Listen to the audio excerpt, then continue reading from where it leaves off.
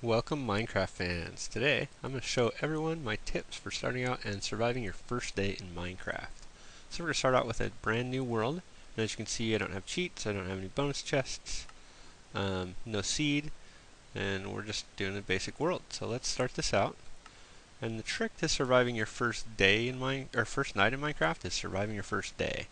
So we need to start off during the day and get some tools and things. I see a lot of people run around and they punch a whole bunch of wood and they do a whole bunch of stuff. I don't really like punching wood, so I want to get started out as soon as possible. So the first thing we do need to do is find wood, and it looks like I'm in a plain, so this is not ideal. But we just want to get enough trees to get the stone tools. Let's head over there. And not everyone gets a jungle fortress when they first start out, or jungle temple. So we're gonna not use the jungle temple. Maybe we'll go back and look at it when everything's done. But let's get over here and get to some wood. So there's an oak tree. That'll help. If you can find an oak tree, those are actually really good because once you punch them down, they can drop apples, and then you have some food. So I'm going to grab 3 pieces of wood because this is all I need to start out, and then I'm going to find a spot to set up a crafting bench. So I open my inventory and I'm going to turn all these into planks, and I need a crafting table, and then I need some sticks.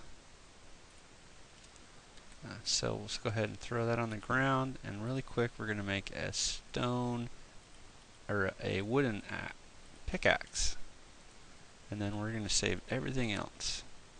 And then the next thing I'm going to do is just find a spot, and I'm just going to dig straight down. Not straight down per se, but almost straight down. And as you can see, I'm collecting some dirt doing this. And that's actually not a bad thing because dirt, you need some kind of building block. So dirt will come in handy. I'm going to stop right here because I have 3 pieces of stone. And you can see that I haven't used this wooden tool a whole lot. So now I don't have to worry about it. And I'll use the rest of that for sticks. And then I'm going to go down here and I'm just going to get some more stone. I'm not going to waste my stone pick on dirt, but I'm going to grab as much stone as I can grab out of this little tiny thing here. I don't really care about charcoal or coal or anything else like that right now. My only priority is stone. And you can see there's a piece of iron down here, which we can grab. You know what? We'll grab the iron since it's right here and we have a stone pick for it. Most of the time you're not going to get that lucky. And this, so we can assume, you're not going to find a jungle temple. You're not going to find iron. So we'll put the iron over to the side. So now I have enough that I can make a stone axe and a stone shovel. And then I've got some blocks. So as you can see, we didn't do a whole lot yet, and we already have stone tools. So I'll take my stone axe and we'll continue getting some wood. So I guess my main trick is don't waste your time with a bunch of punching wood. Just get some stone, and then once you get stone tools, then you can work on all the other stuff. So now that I have a bunch of wood, and you can see I'm still right next to everything else, so I don't have to pick up and move my crafting table yet. So the next thing we want to do is we want to get a sword, because things are going to happen, and the rest of the stuff we do is probably going to be kind of hectic. Or who knows what we're going to do next, but let's make sure we have those tools available. So right out of the gate, before I blow anything away, I've got stone sword, stone axe, stone pickaxe, stone shovel, and then a furnace. So those are the main things I'm going to need, and then I can go ahead and destroy my crafting table. And now I have enough stuff that I am ready to go out and find a place that I want to call home for the night. Just kind of look around. Find some caves maybe. Find some food. and I did mention this also in my episode 1 of my Let's Play. Right now I have an axe in my hand, and we made a sword, but if you forget to make a sword, the axe is actually the tool that's probably one of the better weapons to use. So aside from a sword, if you don't have one, if you have an axe, that'll make a good weapon. If you don't have an axe, a pick would make an okay weapon. The best thing to do would be to actually have a sword. Oh, so we have a cave down here. So we're just looking for natural caves. Oh, and we're going to use those to get to the coal. And this is going to be a little dangerous because this death-defying drop is not my definition of natural. Ah! Yeah, as you can see. And I'm holding down shift because we are not going to go skydiving today. And I lost all that. Alright, so let's do a little parkour. And as you can see, I have some blocks. So I have some dirt and some stone. I'm starting to get hungry, and it's starting to get dark in here. And I really don't want to get iron, a whole lot of iron on the first day. My goal is not iron, it is coal. We're going to grab what we can get to. Just like we didn't grab the iron, iron's not really a first night thing. And then the other thing too is you just want to make sure you don't get sidetracked on any of this stuff. So you spend too much time, like I could go off and go crazy caving, and then realize, hey, I haven't done anything yet in this world. I have no food. I really don't have a shelter. Definitely would be a bad idea. I say as I start getting totally sidetracked on all this stuff. So let's do we need to find a way back up. I think what we'll do is do this. And it looks like day is going to end soon. So we would need to find a place to stay for the night. So let's find a little open area, and sheep are good because sheep give you wool, and if you have sheep you can make a bed. If you found any other animals, oh look, there's 3 sheep. So 3 sheep is good. It looks like he got stuck in the... Do I have 3 wool? I do have 3 wool. 3 sheep is good, then I can make a bed. Really what we need though is we need some sort of food.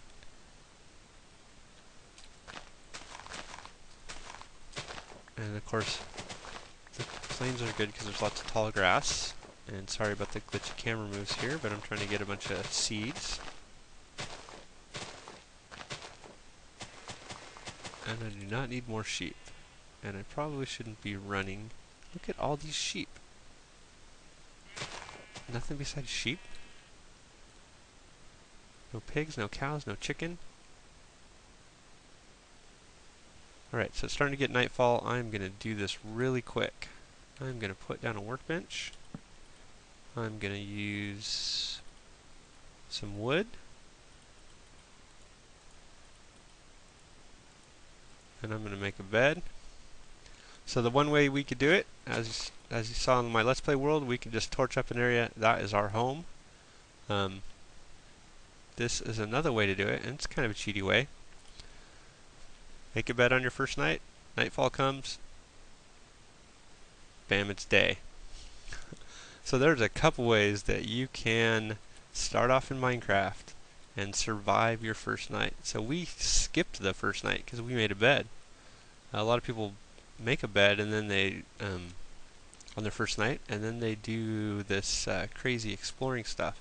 Now the trick to using the bed is you have to do it early enough in the beginning of the evening that monsters don't spawn a whole lot. But we easily saw, as you saw, we easily survived the first night.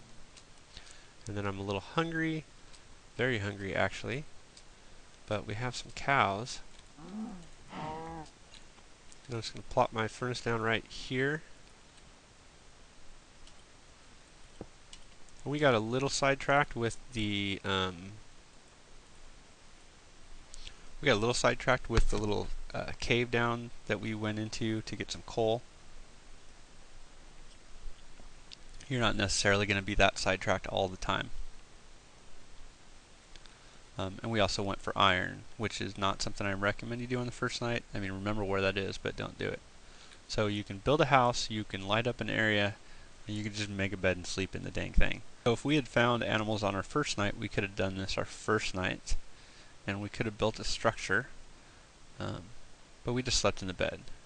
And I ran out of steam, and you saw this in my Let's Play if you watched it, but the other thing you can do is burn your pickaxe for fuel. I like doing that. That's something cool about it. Let's do this. I wonder if that, no. So your pickaxe is good for one item, and we used it for steak. Just to recap, we start out is we only got 3 wood. That's enough to get us a crafting table, some sticks, and build a wooden pickaxe. And then we use the wooden pickaxe just to grab only 3 stone, and the 3 stone with the sticks we had left over gives us a stone pickaxe, and then we grab about 20 pieces of stone. That allows us to make all of our stone tools, which is a stone sword, a stone pickaxe, a stone axe, a stone shovel, and then a furnace. And it's a good idea to make all of those at the very beginning. Once you get your 20 stone, make all of these things before you break down your crafting table and before you go out exploring some more. And the advantage to that is you won't accidentally use up all your stone and then like find out that night falls and you used all your stone pillaring or doing whatever, and then you don't have enough stone left over to get your tools. So 20 stone gives you a few blocks left over, and it allows you to make all of these things. So that's my tutorial for the starting out in a new world. And now that we got all of that out of the way, let's take a look at this temple. It's kind of a bonus to the starting out video. So typically the temples, I don't know, do they have an entrance? Let's take a look. Is there an entrance? I don't think I've ever actually explored one of these in person. I don't see an entrance down below. So let's just kind of work our way in here. And then let's grab some torches just because. So food torches, I got all my stuff. So as you get inside, it gets a little dark. That looks like it would have been the entrance. Yeah, it looks like it would have been an entrance, but it's capped off. So I thought that in the back there was something special, but maybe it's not on this level. There's stairs up and stairs down, and I'm just going to keep lighting things up. It looks really bright in here. Okay, so here's the 3 levers that everybody runs into, and then these are the doomy paths. We'll go back to those in a second. So the 3 levers, I think what you just do is randomly press one till it clicks, and that did nothing. That did nothing. That did something. Okay, that down, and then that down. So you basically just need them until all 3 of them click, and then somewhere over here is a secret entrance. Wow, I am epic fail. Maybe it's up top. Alright, so we got top row 2. Let me throw some torches up here. This is just going to keep the monsters from spawning in the areas that I've already searched, and the torches also help me identify the places I've already searched. Let's see. There we go. So we got a secret entrance down here. If you don't want to deal with the puzzles, you can always just break all this stuff out. So in the secret entrance, you can see this is a block swapper, and so you have to do the pistons in the right order. I wonder if it's always the same, because this setup looks the same. So this repeater is switch 1, this is another switch to nothing, and that switch goes to the... Yeah, so I think you have to flip the far lever first, then the close lever. So far lever will bring this out. I bet that's a sticky piston. So the far lever goes on and off, and that retracts this.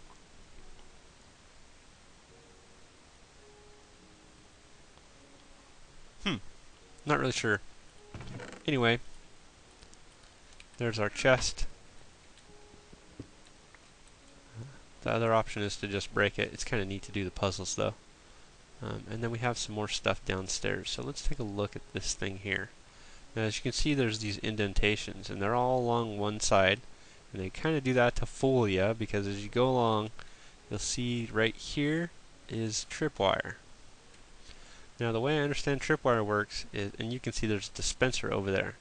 So the way I understand tripwire works, if I actually break the tripwire, it's going to trigger the trap once, and that would not happen if you had shears. And I think we can break the tripwire hooks. Oh, and we did. So I broke the tripwire hook, and you heard the twang, and I did not set the trap off. So the trick to this would be breaking the hooks instead of the wire itself. And then as we go in here, you can see these are all paths, and you can see the redstone. They don't even try to hide it, obviously. Oops. And then if you get it this early, you get yourself a few arrows. And then you think you're home free, so you come across, and there's another one. And you can see the dispenser cleverly hidden back there. I wonder... So the other thing that is really trippy about tripwire... The other thing that's weird about tripwire is if you break the block underneath, weird things happen. And that did break it, but it set it off. So it is now disabled, but you don't want to break the block underneath, it'll set it off. So the way to disable the tripwire is just to destroy the hooks. And I've seen some other people go through these dungeons and they do all this stuff and then their inventory's full. Especially if you're on multiplayer server, this stuff you don't need, just throw it back in one of these damn chests. Because really, why waste all that? And this is great if you are starting out, because you get some redstone, you got some pistons, you got dispensers. As you can see, this one has coal in the bottom of it. But this is the extent of the jungle temple.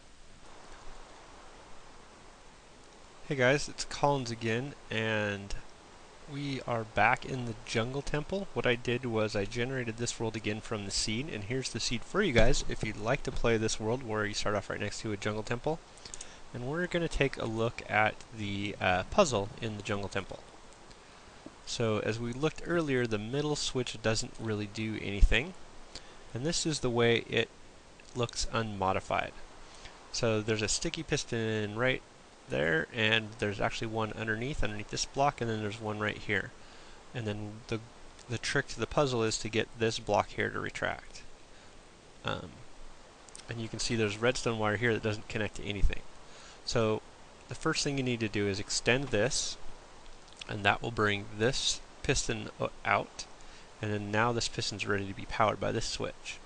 And you can see that it's not touching anything right now, but if I extend it and retract it, it pulls that block back in. And if you saw my tutorial on sticky pistons, you'll know if you send it a fast enough signal, it will not retract the block. That may not stay with the redstone update, that may actually get fixed. But that's a way to reset this trap, otherwise you have to destroy and replace the blocks. So I switch this lever first, and then I switch this lever on and off, and it retracts the block, and then I switch this lever, and it retracts both the block and the extended one. So if this piston's extended, the sticky pistons won't retract it. If this is retracted, they'll pull back the piston and the block. And then, as we can see from the surface here, a little bit of lag there. Now the trap is open. And this is the main entrance, which has some stairs on it, it looks like. And in this world it was generated underground. But that's the typical entrance to the jungle temple. This being just a lookout window that we broke into because there was no other way in. So that appears to be how the jungle temples work. I hope you guys enjoyed the tutorial on how to start out in your world, and the bonus tutorial on how to get through the jungle temple without setting off the traps. Thank you for watching, and thank you for everyone who likes and subscribes to the video and my channel.